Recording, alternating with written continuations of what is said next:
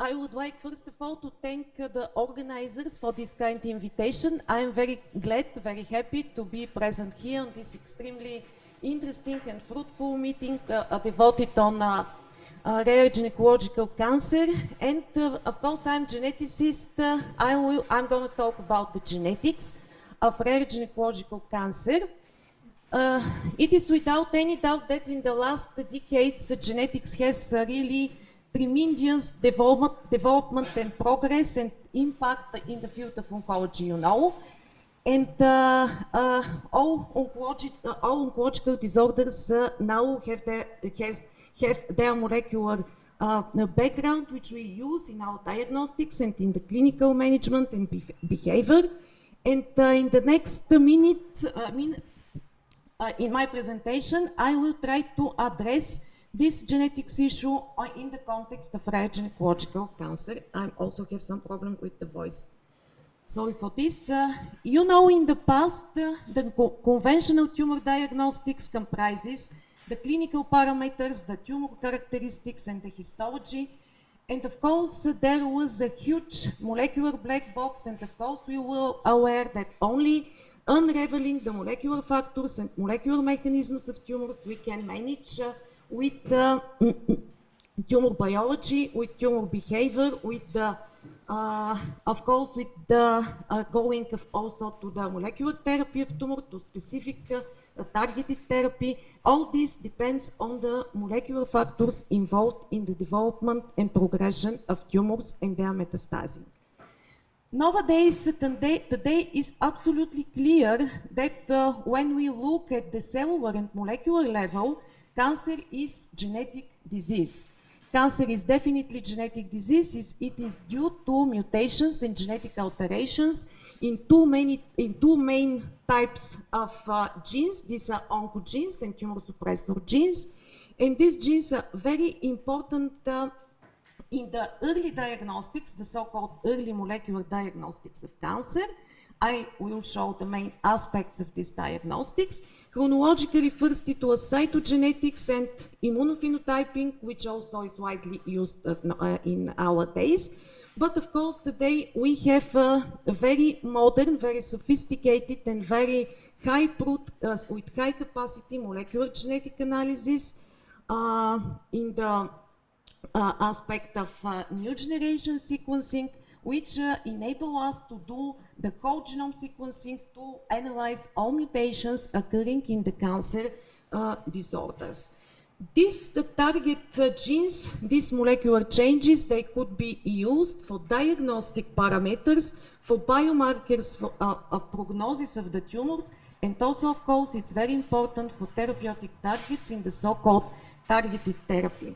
Using molecular genetic analysis, this is the key for understanding the tumor biology, as I told, to understand the mechanism of development of the tumor, to understand the pathways involved in their progression, screen for targets which are most prominent for a specific targeted therapy, for the so-called personalized medicine, to do molecular diagnosis of disease characterization, of course, also to predict by genetic markers the drug efficacy and toxicity, also in the field of toxicology. Genetic analysis nowadays is in the core of tumor diagnostics. And I just want to point, questions why you need specific molecular diagnostics, of course, has a clear answer, because this is a tool for screening, prophylaxis, and early diagnostics. You know, all these things are really extremely important in the field of oncological disorders.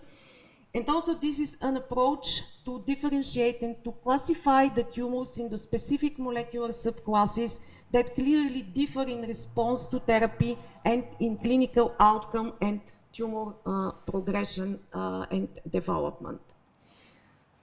There are two main aspects of tumor genetics and genetic diagnostics, and the first one is related to the so-called hereditary cancer predispositions. So these are mutations that are inherited in the patients and that create very high risk for development of tumors.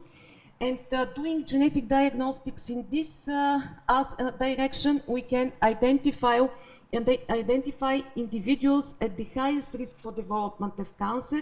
We can also make early diagnostics and interventions in these high-risk individuals. We can do family screening in the members of the family, and of course it is connected, as you will see, to targeted therapy.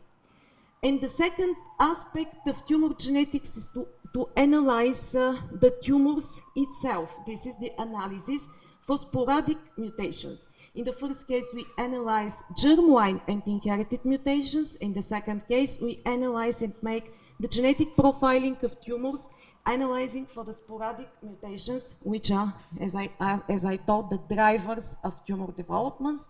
And doing this genetic profiling of tumors, we can make molecular classification of tumors into small subclasses and molecular subgroups. We can select genes that are most indicative, the so-called driver genes of tumor development.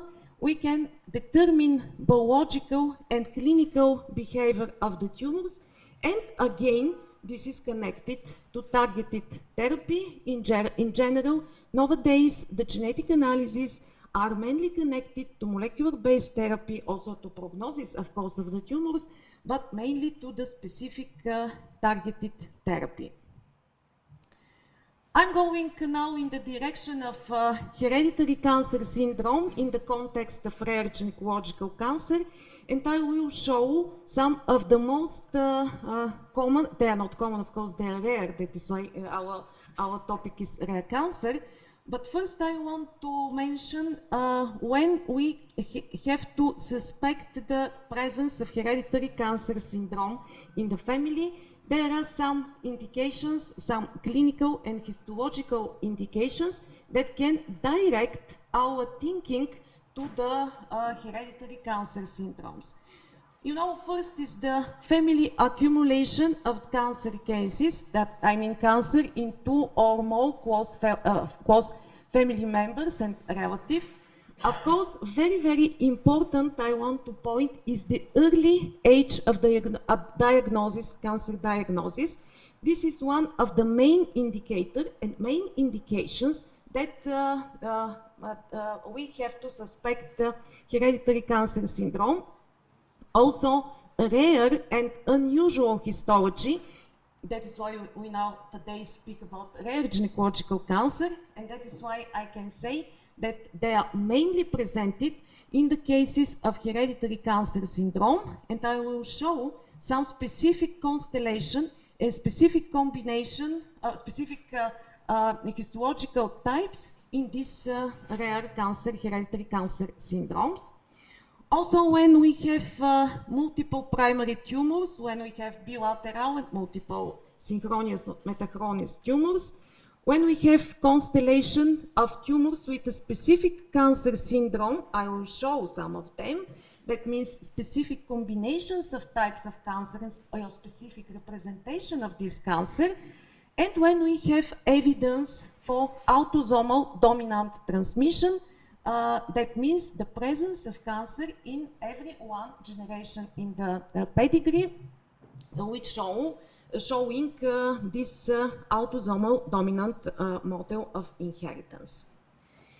As in other type of oncological disorders, hereditary cancer syndromes are responsible for about 10% of gynecological cancer. They are represented about 10% of all cancer cases. The most common and the most popular from these cancer syndromes are the so-called HBOC, hereditary breast and ovarian cancer syndrome, and hereditary non-polyposis colon cancer syndrome, which is also known as Lynch syndrome, and which are present with very high risk for cancer development. And Lynch syndrome predisposed to endometrial cancer, as you maybe know, and both these syndromes contribute to ovarian cancer. Another syndrome, hereditary cancer syndrome, is the Cowden syndrome, which is related to endometrial cancer. Poids-Jäger syndrome, which is associated with the increased risk of ovarian, uterine, and cervical cancer. Lief-Raumeni syndrome, which predisposes to many types of cancer, and some of the patients develop also ovarian and endometrial cancer. Two other syndromes I included in my presentation. These are Dicer-1 syndrome and rhabdoid tumor predisposition syndrome, which are associated with really rare gynecological cancer, such as Sertoli-Weidig cell tumor. I will show some examples of this, and embryonal rhabdomyosarcoma. Here I want to say again, for the specific histology in this specific hereditary cancer syndrome, just to point once again, for example, which is well known from the guidelines. For example, HBOC syndrome is mainly associated with ovarian high-grade serous carcinoma arising in the fallopian tubes. This is well known. Lynch syndrome-related endometrial cancer show histological diversity and has predilection to lower uterine segment. This is also specific for this syndrome. Lynch syndrome and Cole syndrome-related cancer are mostly of endometrioid type. Also, the ovarian cancer in this syndrome are also from endometrioid type.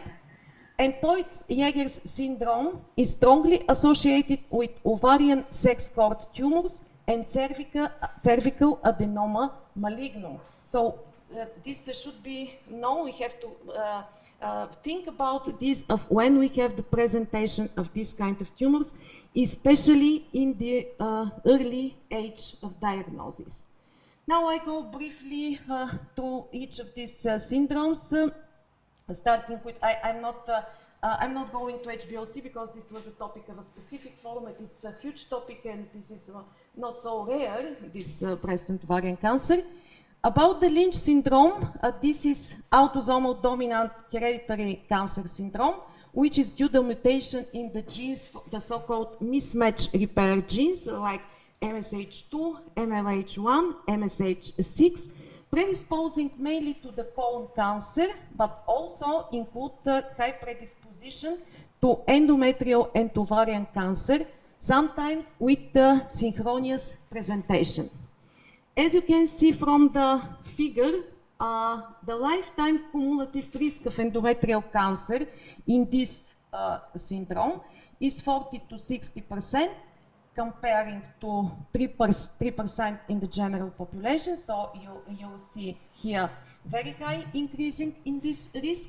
And for ovarian cancer is 10 to 12% compared to 1% in the general population. Especially MSH2 mutation, they are the most common, and they account for 2% of ovarian cancer, as the mean age of diagnosis of women with this cancer in this syndrome is between 40 and 48 years old.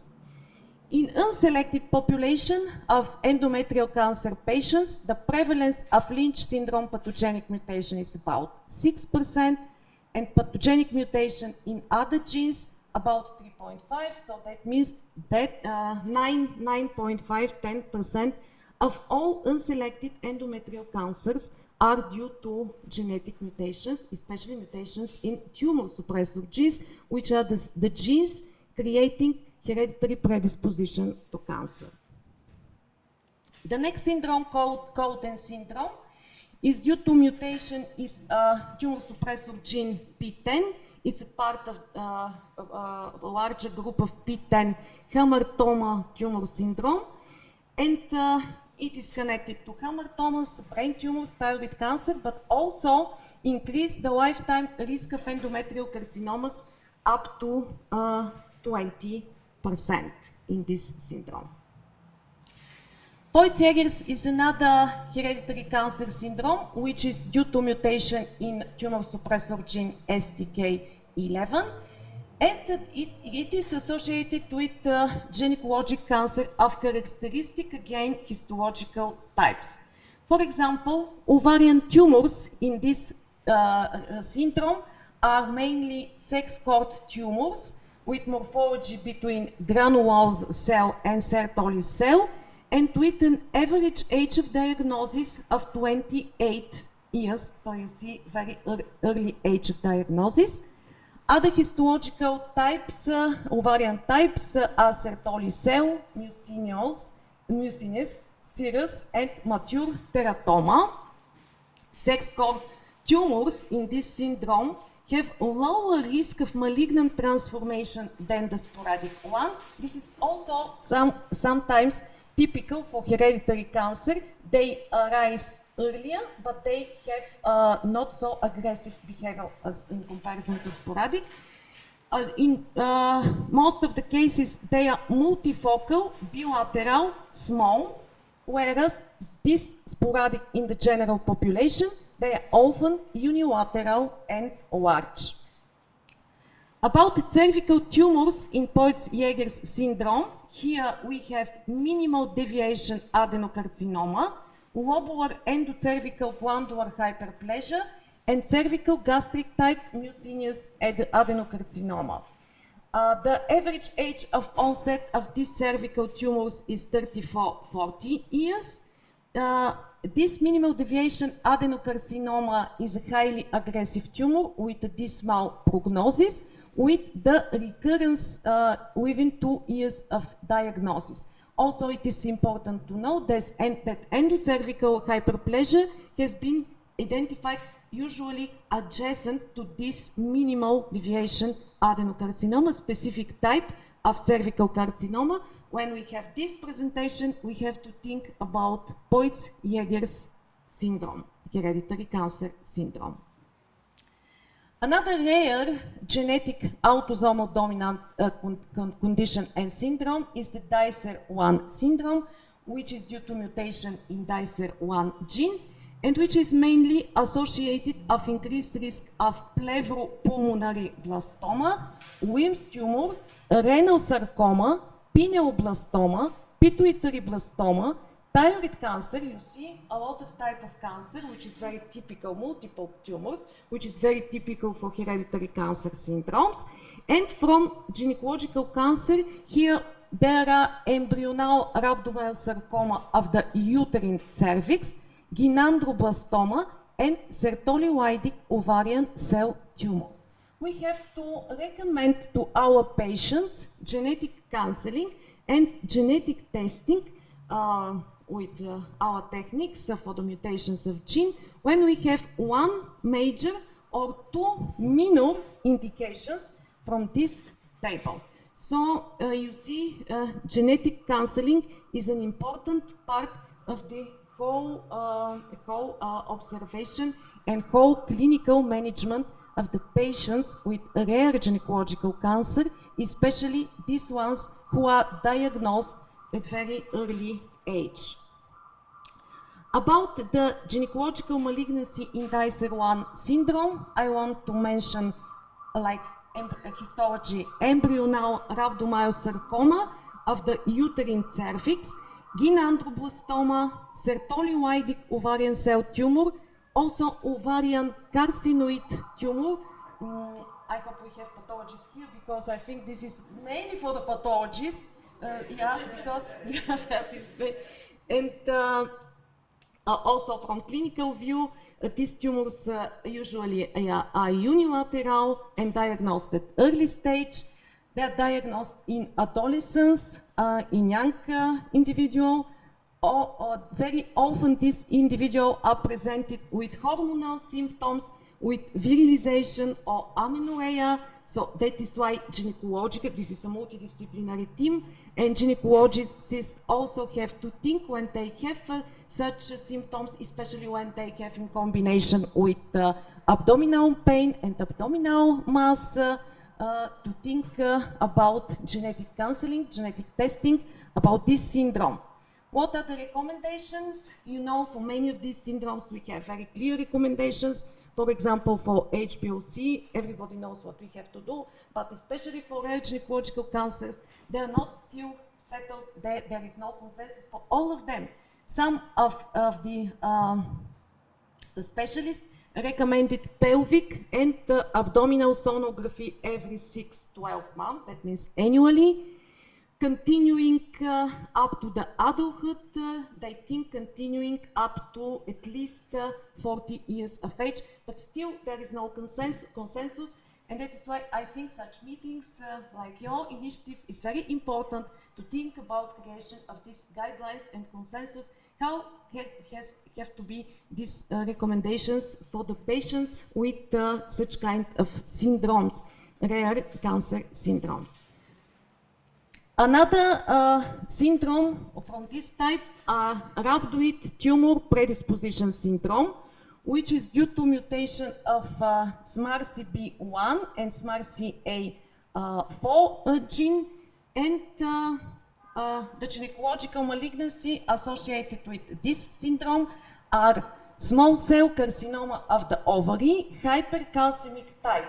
It's a specific type, it is very aggressive with very dismal prognosis, and also undifferentiated uterine sarcoma, which is also very aggressive, very severe, with overall survival, 5-year overall survival less than 50%.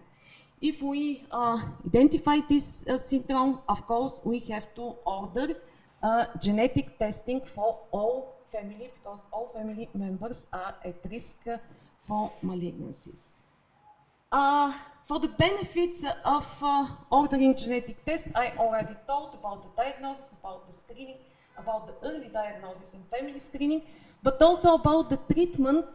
You are very aware that, for example, in HBOC-related cancer, we use specific PARP inhibitors with a very good efficacy and effectiveness.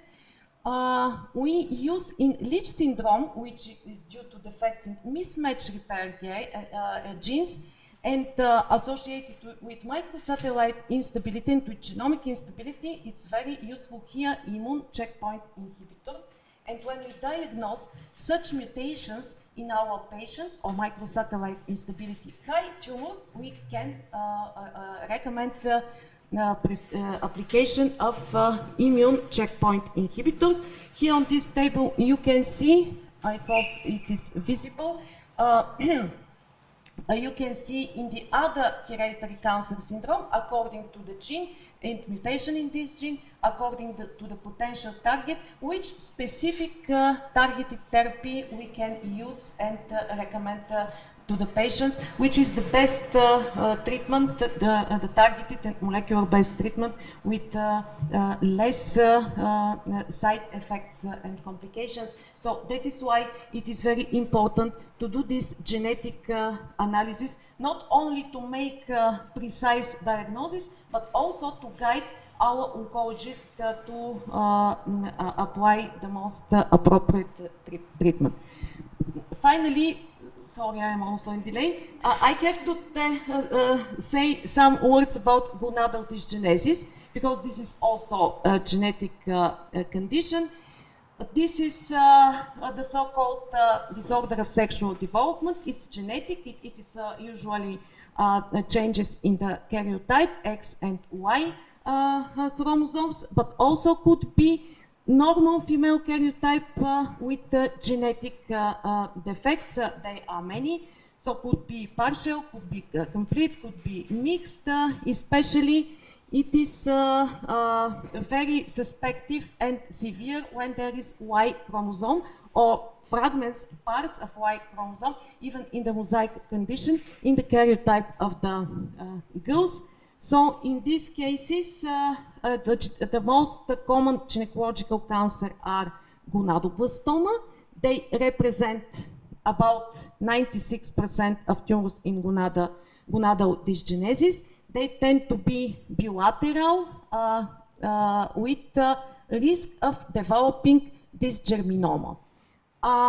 Approximately 6% of patients with Turner syndrome, you know what is this Turner syndrome, we diagnosed this syndrome in our hospital, especially this with mosaic karyotype containing parts and fragments of Y chromosome, they're at high risk to develop gonadal and gonadal tumors.